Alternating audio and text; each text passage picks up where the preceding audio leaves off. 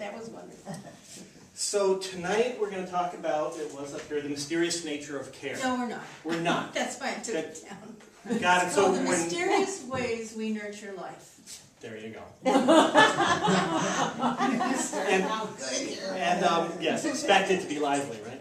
So, you know what, I really didn't understand at first when I talked to Eileen, what is it that you want to say this evening? Because I need to have some grasp of where this is going to go. Not that I'm a control freak, but I need to have some idea. And we had this actually fabulous conversation about what care and nurturing meant in all the different aspects of it. So it went wide, but it also is very focused and very beautiful and very elegant. So as you work on your book about care, it's a perfect dialogue. Being a chiropractic office, being that my life's dedicated to care, and many of ours, in fact probably all of ours, to discuss what that means. And I'm going to let you take the lead tonight, and I'm going to kind of work with it, and we'll see where it goes. Oh, really? Yeah. So welcome, and After he let's get tells me he's a control freak, then he says, it's in your court. So I was always wondering what was the first question you were going to ask me. So now that you've learned so much about care, Dr. Craig, what is it that you'd like to know? I wasn't prepared for that. Touche. Okay. Does somebody have to be caring to care? That's a good question. That's a very good question. Ta-da, pulled that out. All right. Your court. Okay. So I will begin by how many nurses are in the room? Or former nurses. 1, 2, 3, 4, 5, 6. Okay. Okay. How many people have ever been a patient? Excellent. How many people have ever been a child? People still are. She didn't raise her hand, I'm concerned. Skip that phase. Advance. She's an avatar. So I will ask you, does somebody have to be caring to care? That's passing the buck.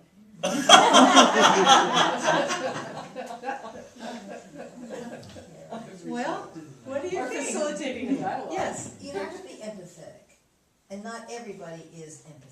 Okay, do you have to be caring? Caring to me means empathetic. Okay, great. What You can else put does it yourself in mean? somebody else's shoes and feel their pain. Okay, good. So that's what caring means to you. Okay, But well, even if they are not wearing shoes, yes, yes, like plants, for example, I feel their pain. right. Always been very empathetic. Yes, my mother used to tell me, or I read when I was a little girl, I don't know what it's like to walk it to, let's see, how did it go? Something about a man that has no feet. Oh, I cried and cried because I had no And shoes. shoes until I met a So man I who had had no no feet. feet. Right. Well, I don't know that we can answer that question. I would answer the question, do you have to be caring to care, by saying that's a repetitive question. And I guess it would have to be what you mean by caring. And I think what you mean by caring, based on what you've told me and what you've read, is that it means empathy and It was in that direction, Yeah. sure. So does somebody have to, is caring a showing of kindness? Is Okay. caring a showing of recognition, of being present with, of sharing one's heart with? So in that relationship, that's one way that I look at caring. So taking what you said. right, But I think there are other dimensions of it, but that's the one that comes most intuitively to me. right. And that's very common. So what I wanted to say before we get sort of as a set of assumptions that we're beginning with is that first I want to thank the people in this room that have helped me understand care. Jane and I have been working on my book for the past 2 months, haven't we? And we meet regularly and we share ideas, and she brings out certain aspects that I haven't thought about. And Alan inspired me by his book, which is called Learning to Float, and his experience in being a caregiver to his wife. And Kate, who, when I asked her what she did, she said, I do what is necessary. And Kate, to me, is the Kate's a nurse, but she's also the most incredible homemaker that I've ever known. And she has run a major farm for 25, 30 years and done all of the things that women learn to do and have done in the past. And so, and my partner, Mary, who has taught me what it's like to be a man.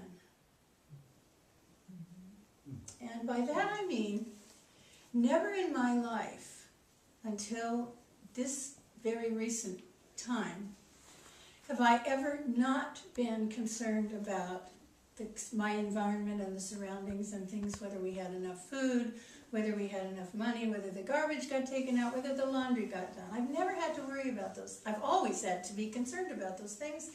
And I never understood what it was like not to feel that way until I became the breadwinner, so to speak, because I teach online, and Mary is on disability. And so in the process of my writing about care, Mary assumed the role, oh, she's called him Kay. I am so sorry.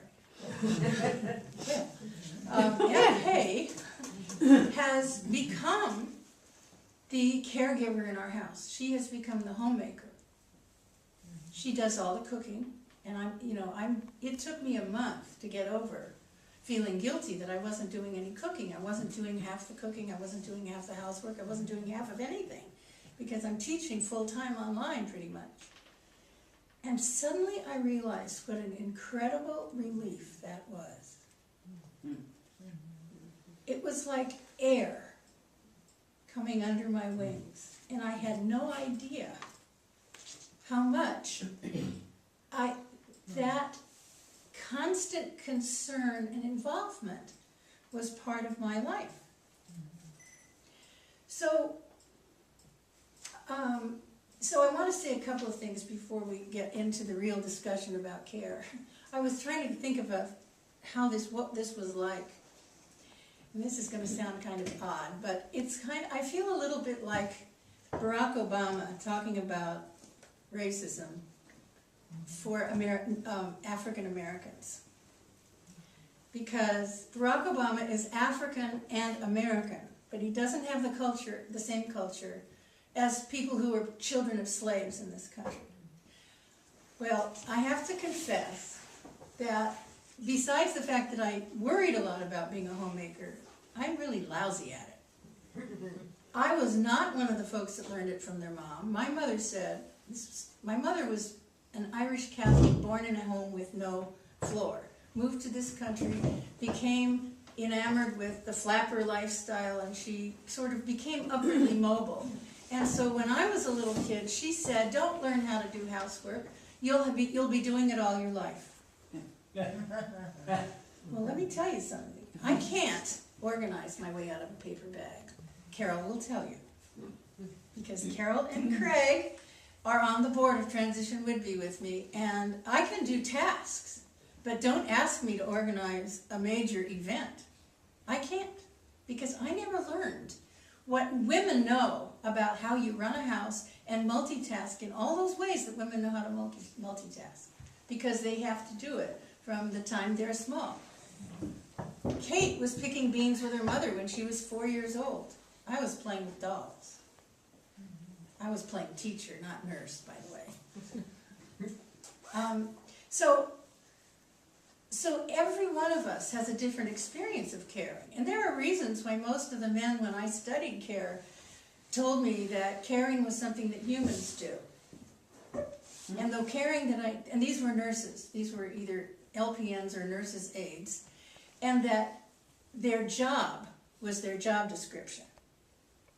And that was the work they did. And when they took care of people in being empathetic and kind, it was because they were human beings. It wasn't because it was their job.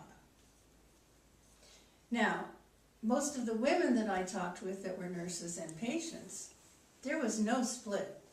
It was all about a relationship. It was all about the relationship with the patient.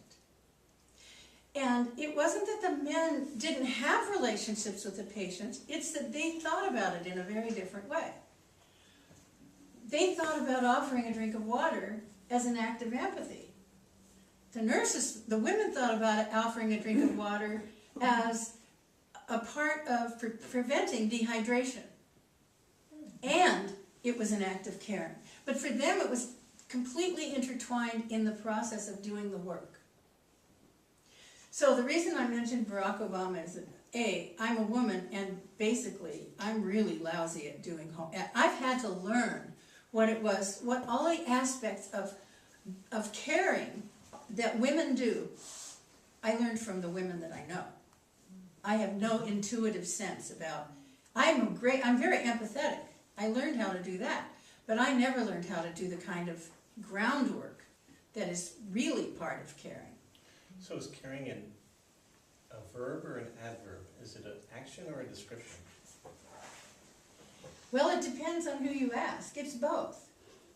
You know, caring is different for each group of people. And it's interesting the kinds of questions you're asking, because you're asking pretty abstract questions. I am, but I just, in the sentence, okay, not meant to be that way, No. but in the sentence before, I heard you really use it in two ways. I heard the nurses providing care. It was something like they were offering a glass of water, they're offering the care, they're offering preventative care, they're offering this thing, like it's a noun. And then on the other hand, to care, to offer, to be sympathetic, to be empathetic is a descriptor. So I'm just hearing it in two very different ways. So that's all I was pointing to. Okay, so anyway, let me go back to this business about being Barack Obama. Please, finish the analogy. Yes, I will. Because,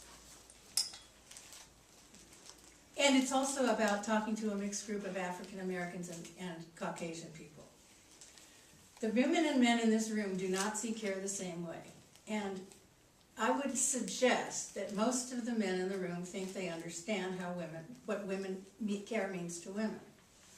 Maybe you don't think that. I would say that most of the men in the world either think they understand it or they just ignore it. And so I put two diagrams up there. Art was not my strong suit either, besides homemaking. That's a normal curve, as most of y'all know what a normal curve is. So in anthropology, we study variation. And so when I'm speaking, please do not think that I mean that every man in this room thinks the same thing. I don't. And as I've already pointed out, all women are not the same on the spectrum of caregiving or caring. When we talk about the central tendency of a group of men, for example, what I'm using in my book is, I'm talking about the men who don't eat quiche, a la in the book, Real Men Don't Eat Quiche. There's a stereotype where there's a belief in this culture about what it means to be a man. And when I'm speaking of men, most of the men that hold that, tend to be part of that Real Men Don't Eat Quiche. Aside from the sensitive New Age guys that Christine Lavin wrote a song about, that all live on Whidbey. Not all, but a lot of them. South Whidbey, yeah. The quiche guys are in the Navy. Yeah. So there's always a spectrum of men and women. There's a spectrum of patients. There's a spectrum of nurses. There's a spectrum of caregivers. And so when I studied care originally, what I'm trying to get is the picture of the whole understanding of all the ranges of care, from the person who thinks that it's all cerebral or it's all heart, and so to the person who thinks that it's all about just doing. Those aren't the dimensions. But what I was looking at was, what's the whole map and where do different people fit into the map? So that was my first research that I did on it. But I just want to make sure that you may have a twinge of something, either saying that's not me or that is me or she's dead wrong about this. I'm open to hearing everybody's view, because it is an exploration. What I have learned thus far is that women on this planet are doing the majority of the work that supports life.